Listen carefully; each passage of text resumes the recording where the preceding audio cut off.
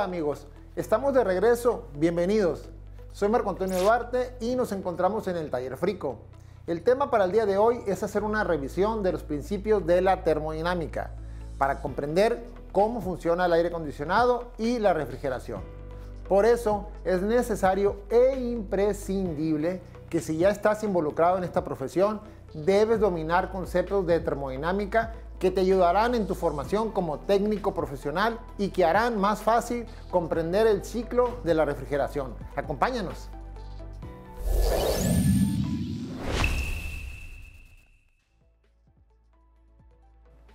En aire acondicionado y refrigeración siempre trabajamos con la transmisión de calor para lograr un cierto enfriamiento que en muchas ocasiones se confunde con el concepto de frío, ya que este no existe como tal, sino que el frío es la ausencia de calor o la pérdida de energía térmica. A veces para muchos esto resulta difícil comprenderlo. La transmisión de calor se refiere a sacar o retirar el calor de una casa o vivienda. En aire acondicionado, esto lo hacemos en un serpentín evaporador, donde lo atrapamos teniendo como medio de transporte un refrigerante y lo transmitimos hacia un compresor, el cual a su vez lo comprime, le eleva la presión y la temperatura para que inmediatamente después este calor sea liberado en otro serpentín llamado condensador.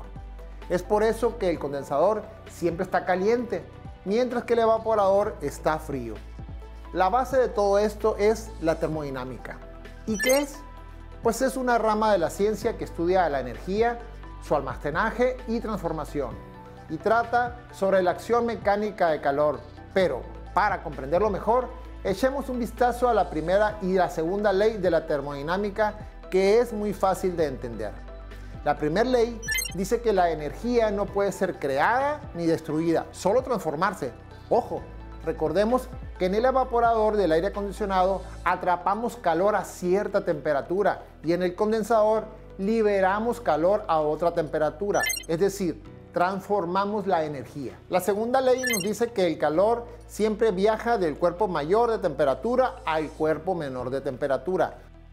Por ejemplo, en una casa con aire acondicionado, al abrir una puerta o una ventana, muchos creen que se escapa el frío, pero en realidad, y tal como lo dice la segunda ley, el calor ingresa a la casa, pues afuera hay mayor temperatura que dentro de ella.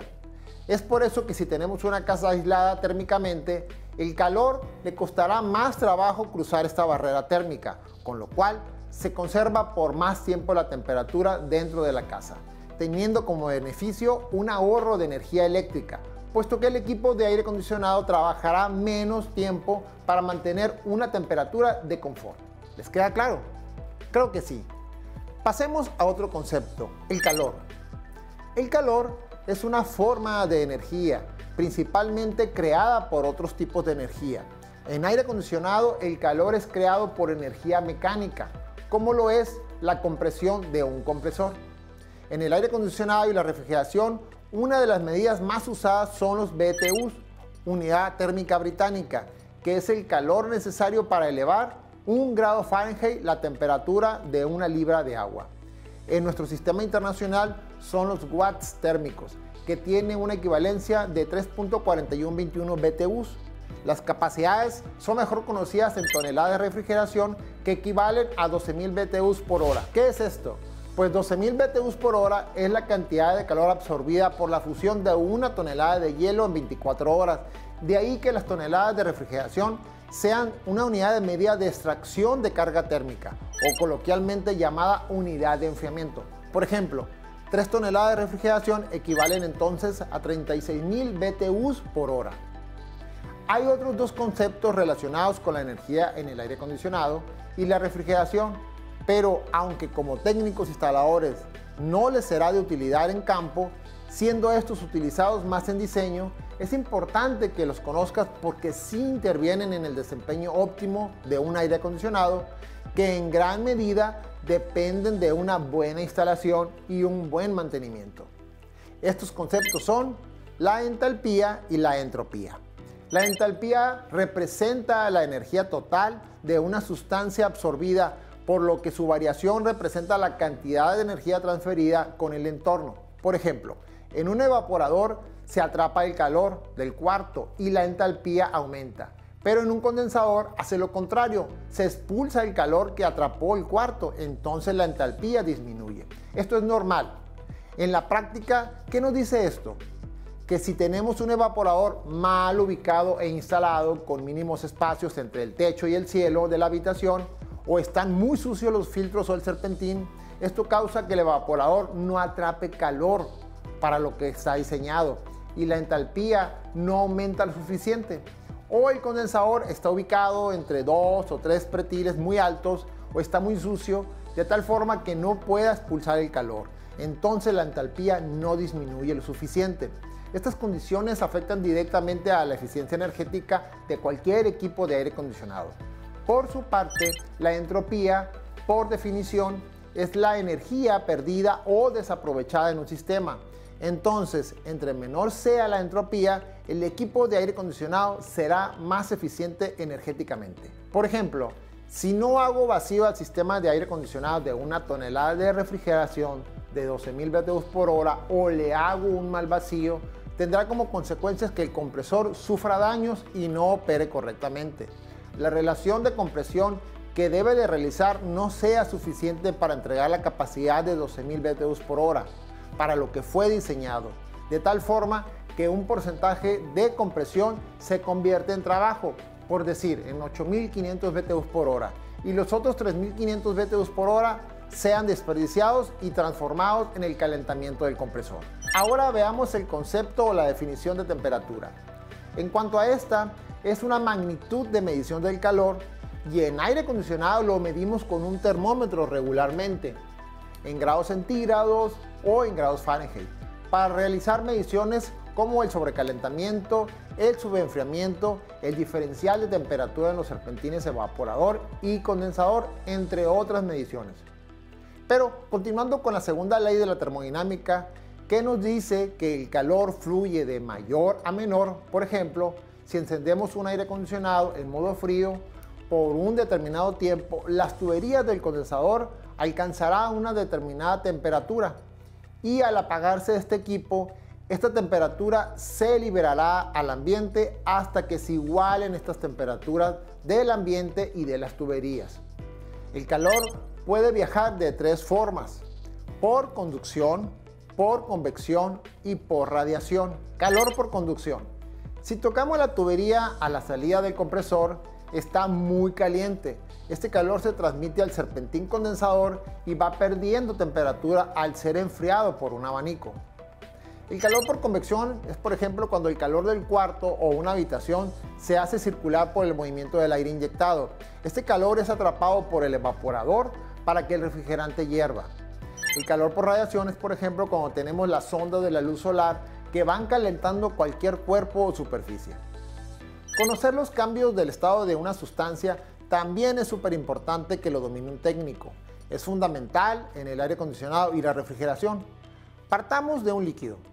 El agua, si al agua le quitamos suficiente calor, lograremos que se congele a 0 grados centígrados. Al contrario, si le agregamos calor, lograremos que hierva a 100 grados centígrados, como lo muestra aquí el diagrama. Estos cambios de estado tienen su nombre. Cuando lo pasamos de estado líquido a estado gaseoso, se le conoce como vaporización o ebullición. De estado gaseoso a líquido se le conoce como condensación o licuación. En aire acondicionado y refrigeración trabajamos con esos cambios de estado, donde la sustancia con la que trabajamos es el refrigerante. En un evaporador lo pasamos de líquido a vapor y tenemos que sobrecalentarlo para garantizar que al compresor no le llegue refrigerante líquido, porque si no se desviela y en un condensador lo pasamos de vapor a líquido y tenemos que subenfriarlo, o sea, volverlo líquido para garantizar la eficiencia del equipo. En estos cambios de estado son protagonistas 2 tipos de calor: el calor sensible y el calor latente. El calor sensible es aquel que provoca un cambio de temperatura en una sustancia, como lo es el refrigerante en un aire acondicionado. El calor latente se refiere a la cantidad de calor que se tiene que agregar o quitar a una sustancia, como es el refrigerante que cambia de estado. En este proceso su temperatura no cambia.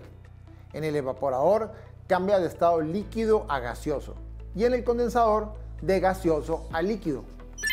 El calor latente de evaporación es el calor necesario para cambiar de una sustancia de estado líquido a vapor o de vapor a líquido, como se transforma en un aire acondicionado que constantemente se está cambiando de estado, evaporando, condensando o condensando, evaporando a una presión constante en un sistema convencional o a una presión variable en un equipo inverter, de acuerdo a la demanda de carga térmica.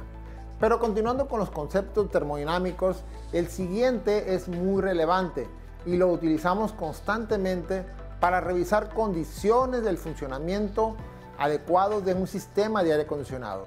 Este es la temperatura de saturación. La temperatura de saturación, esta es una condición donde el líquido y el vapor pueden existir al mismo tiempo. Estas temperaturas las leemos en los manómetros de baja en el evaporador y en el de alta en el condensador. También en las tablas de presión-temperatura de todos los fabricantes de refrigerantes. Pero, ¿para qué nos sirve en la práctica?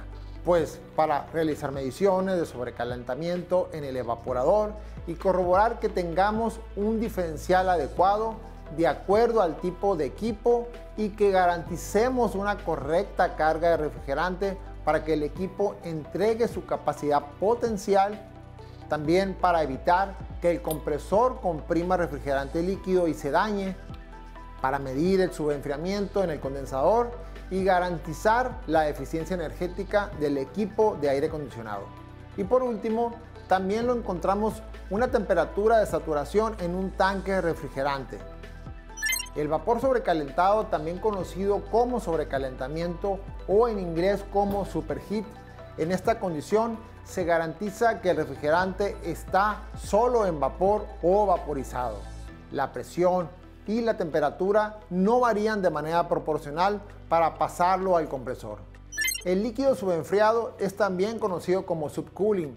Esta condición se presenta en la salida del condensador y sirve para garantizar que se le esté retirando calor al refrigerante. Bien amigos, llegamos al final de un tema más. Les agradecemos su compañía y los invitamos a que sigan viendo nuestros videos para que sigan aprendiendo a ahorrar. Nos vemos aquí en el Taller Frico en el siguiente episodio. Se siente frico. Hasta pronto.